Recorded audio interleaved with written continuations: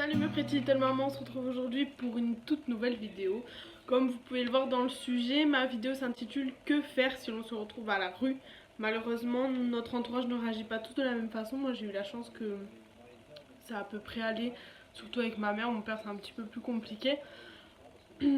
J'ai la chance qu'elle m'aide à l'heure actuelle, donc elle et mon beau-père, donc qu'ils m'aident à l'heure actuelle. Ma grand-mère m'aide aussi, mais tous mes grands-parents, ma belle famille du côté de mon conjoint m'aide aussi, c'est vraiment top du top. Je suis vraiment aidée à l'heure actuelle, mais malheureusement, nos familles ne réagissent pas pareil. Pour cela, on va commencer d'abord par parler de dialoguer avec nos parents. C'est votre corps, vous n'êtes pas les obligés de vos parents, c'est à vous de prendre votre décision. Vos parents n'ont pas à vous forcer à avorter, à faire un IVG, à prendre un cachet, c'est votre décision. Évidemment, si vous avez 13 ans, moi personnellement, ce que je vous conseille en tant que jeune maman, c'est effectivement, si votre bébé est une cellule, avaler un médicament. Vous n'allez pas le regretter plus tard, c'est pour après, vous ne l'oublierez pas, ça c'est clair et net. Ça fera quand même de la peine, c'est clair et net. Mais voilà, il y a vos études, si vous avez 13-14 ans, vous êtes qu'en 4e, 5e, vous êtes jeune, vous avez encore toute votre vie. Moi à 16 ans, ça a été très dur pour moi, même à 16 ans. Donc à 13 ans, ça doit être encore plus compliqué. Et 16 et 13 ans, l'écart de 3 ans, ça se voit énormément. Donc n'hésitez pas, si c'est une cellule, voilà, moi je vous conseille, si vous avez 13 ans, de prendre quand même quelque chose. Si c'est trop tard, regardez ma vidéo et puis on va essayer de trouver des solutions ensemble. N'hésitez pas si vous avez des questions ou besoin de parler, je suis à votre écoute. N'hésitez pas, j'ai mon adresse professionnelle que je vous mets dans ma description de vidéo. N'hésitez pas à me contacter via cette boîte mail, j'essaierai de vous répondre à tous vos mails. Le sujet dans lequel on va vous parler, si vous avez des connaissances qui sont dans cette situation, si vous avez vécu cette situation, si vous avez un peu plus d'informations que moi, n'hésitez pas via ma boîte mail professionnelle à m'envoyer vos témoignages pour que je puisse revenir sur mes prochaines vidéos après dessus. Sur cette vidéo, on va revenir à la fin, j'ai eu un témoignage à propos de l'IVG et l'avortement. On va revenir dessus parce que là du coup le témoignage que je vais vous lire, parce que c'est pas moi qui l'ai fait, j'ai reçu un témoignage, je vais vous le lire. Et après, n'hésitez pas, si vous avez des questions ou quoi que ce soit, à me contacter. Donc, dialoguer avec vos parents, c'est quelque chose de très important. C'est dire ce que vous ressentez, ce que vous désirez, vos peurs, vos angoisses, vos envies. Exprimez-vous, voilà, c'est le moment où malheureusement, il faut s'exprimer, hein, c'est comme ça. Exprimez-vous, voilà. Vos parents n'ont pas à vous forcer. Si vous décidez s'ils décident de vous mettre à la rue, on va ensemble trouver des solutions dans cette vidéo, j'en ai trouvé quelques-unes. Donc, regardez la vidéo. Donc, on a d'abord pour commencer des foyers jeunes mamans. Donc, il y en a dans tous les départements français. Donc, c'est ce qu'on appelle des centres maternels. Et malheureusement, il y a un total de 4000 places, ce qui est très peu.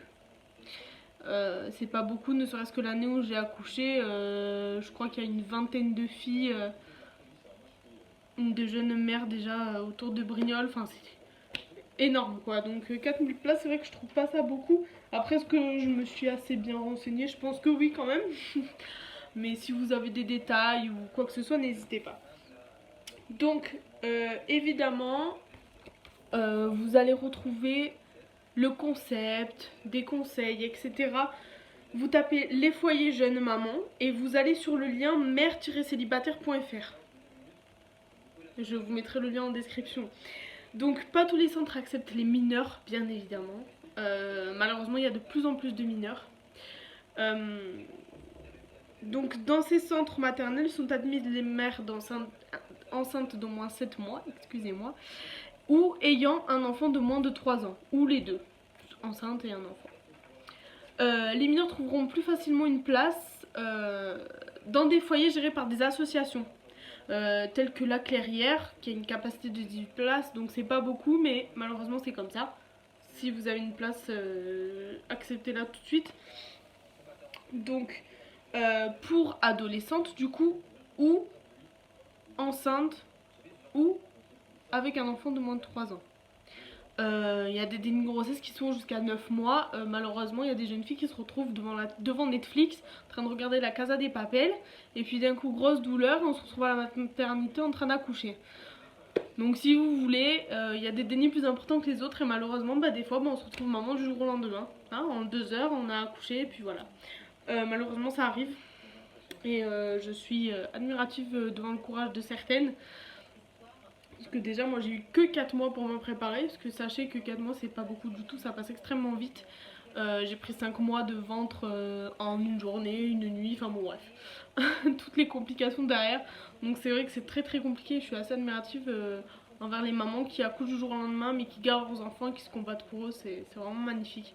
N'hésitez pas s'il y en a quelques-unes parmi vous qui me regardent à me laisser un petit témoignage, et puis si vous voulez que je change les prénoms et tout, il n'y a pas de souci, mais comme ça je peux raconter des petites anecdotes comme ça, voilà. Donc on va reprendre, donc les mineurs trouveront des places dans des associations qui gèrent des foyers du coup. Elles peuvent s'y installer dès l'âge de 13 ans et rester jusqu'à 21 ans. Donc en fait, ces associations-là, ces foyers, ils vont vous aider dans votre parcours professionnel. C'est-à-dire qu'ils vont vous aider à la recherche de petits travail, CV, lettre de motivation, enfin vraiment tout ce qui est côté professionnel, études. Voilà, c'est très très compliqué quand on est maman. J'en suis la preuve à l'heure actuelle, j'ai pas eu mon bac, ça s'est un petit peu mal passé. Mais voilà, je me combats pour ma fille, c'est mon objectif premier. L'année prochaine elle rentre à l'école, elle aura 3 ans. Je vais passer mon CAP par correspondance. C'est vrai que moi personnellement je vous conseillerais par correspondance parce que c'est vrai que même si vous avez un bébé à la maison, vous avez trouvé un petit studio, vous avez votre bébé à la maison, c'est vrai qu'à la maison il fait ses siestes, hop on ouvre les cours, machin, il joue, hop on ouvre les cours, il est sur son tapis de jeu parce que c'est un nourrisson, on ouvre les cours, enfin, c'est vraiment très modulable. Normalement vous avez vos profs que vous pouvez contacter 24 h sur 24, bon, pas la nuit je pense pas, mais faut pas abuser. Mais voilà, c'est vrai que c'est plus facile de faire les cours par correspondance. Donc moi c'est ce que je vais faire l'année prochaine, je vais passer mon CAP petite enfance. Je vous mettrai le lien de mon CAP par correspondance que je vais passer l'année prochaine, comme ça si ça vous intéresse. Moi, ils ne délivrent pas de diplôme, c'est vraiment cours et prof à ma disposition. Au milieu de l'année, j'appelle mon académie, je leur dis écoutez, voilà, je passe mon CAP en candidat libre. Il faut me le passer à tel lycée, et hop, dans ces cas-là, on le passe en candidat libre. Donc voilà, et vous serez suivi évidemment médicalement parlant. C'est-à-dire que pendant une grossesse, il faut être suivi. Un nourrisson, quand il est né, il faut qu'il ait un pédiatre. Donc tout ça, ils vont vous aider à le gérer, à trouver. Voilà. Donc j'ai trouvé quelques associations, donc je vais vous dire les 3 que j'ai là. Donc il y a la Maison Magnifica près de Tours, T-O-U-R-S. Maison d'accueil Tom Pouce en Seine-et-Marne, Accueil Samarie en Seine-et-Marne, et évidemment toutes les associations que je vous mettais en description, je vais vous les mettre en description. Mais vous allez sur annuaire.action-social.org et là vous allez avoir toutes les associations de tous les départements. C'est-à-dire que vous allez avoir PACA, Bouches-du-Rhône, etc., etc. Vous allez cliquer sur votre département et puis hop, PACA c'est... Je me suis trompée je crois. Bon voilà. Donc vous allez avoir Provence-Alpes-Côte d'Azur, vous allez cliquer dessus. Bon, vous allez avoir tout ça quoi. Donc vous allez avoir tout ce qui est disponible. Évidemment, quand vous êtes suivi médicalement parlant, n'hésitez pas à demander une sophrologue et une psychologue. Comme je le disais, moi j'ai eu besoin des deux, j'ai fait les deux. Mais c'est vrai que ça m'a beaucoup aidé dans le sens où quand on tombe enceinte assez jeune, on est obligé de grandir trop vite. Mais quand je vous dis grandir trop vite, c'est que quand je suis retournée au lycée, je trouvais les gens complètement abrutis. Sauf ceux de ma classe, parce que moi, il y en a qui étaient déjà adultes. Hein. Donc c'est vrai que ceux de ma classe, ça allait. Mais quand vous aviez toutes les classes où ils ont entre 15 et 18 ans, c'est la catastrophe. C'est une catastrophe. Vous dites, mais qu'est-ce que je fais là en fait? C'est vraiment impressionnant comment ça vous fait grandir en un claquement de doigts. Malheureusement, ça, il faut l'accepter aussi parce que c'est vrai que c'est très dur. On se dit, pas de boîte de nuit, pas de sortie, machin. Nous, avec mon copain, personnellement, ça va parce qu'on n'est pas des gens qui restent en dehors tout le temps. On se fait des petits ciné de temps en temps, des petits restos de temps en temps et ça nous suffit largement. On fait des promenades avec notre fille, on fait des pique-niques, on va à la piscine, on fait plein d'activités avec elle, c'est ce qui nous plaît.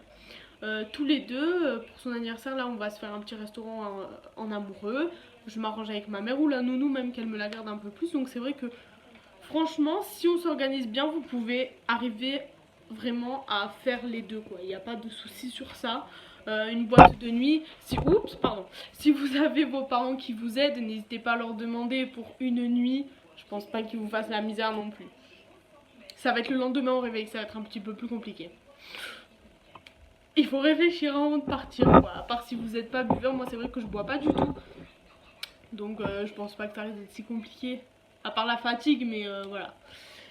Donc on va passer au témoignage que j'ai reçu, donc je vais vous le lire. Parce que ce n'est pas moi, je vais vous le lire. Donc il faut savoir qu'un curetage, qui est l'équivalent d'une IVG, mais dans le cas de fausse couche ou grossesse nécessitant une interruption pour raison médicale, cause des lésions à la paroi utérine interne, pouvant aboutir à une hystérectomie.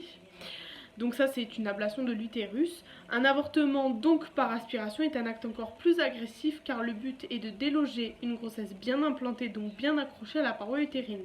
Bien plus que lors de fausses couches et autres problèmes altérant la grossesse. Les lésions sont donc encore plus importantes, une IVG n'est donc pas à prendre à la légère et il ne faut effectivement pas en abuser.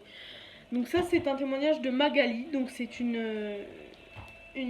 copine à mes parents qui m'a fait ce témoignage là en ayant vu ma première vidéo. Donc Magali, si tu me regardes, je te remercie pour ce témoignage. N'hésitez pas, comme je vous disais, si vous avez quelques petits points sur lesquels vous voulez que je revienne, c'est important évidemment pour moi, donc tout ce que vous me direz est important pour moi, donc j'y reviendrai, donc n'hésitez pas si vous avez autre chose. Donc comme le dit Magali et comme je le disais moi, c'est sûr que c'est pas à prendre à la légère. Là vous avez eu des détails. Elle a vécu ça, elle avait 37 ans. Et c'est vrai que du coup voilà, hein, il faut prendre aussi en fonction des âges et tout ça, mais dites-vous que jeune, on est encore plus fragile. Moi je pense qu'à un fil et je risquais la césarienne parce que vraiment quand on a 16 ans, moi je faisais 50 kilos si vous voulez. J'avais pas un utérus de fou, donc c'est vrai que le passage a été compliqué. Donc l'âge est aussi à prendre en compte.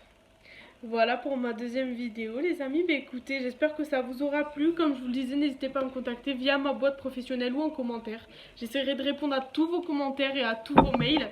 Si vous avez besoin de parler, n'hésitez pas non plus à me contacter via ma boîte mail. Écoutez, je vous fais des gros bisous. Merci encore à toi Magali de nous avoir partagé ce petit témoignage. Ciao ciao mes little mamans.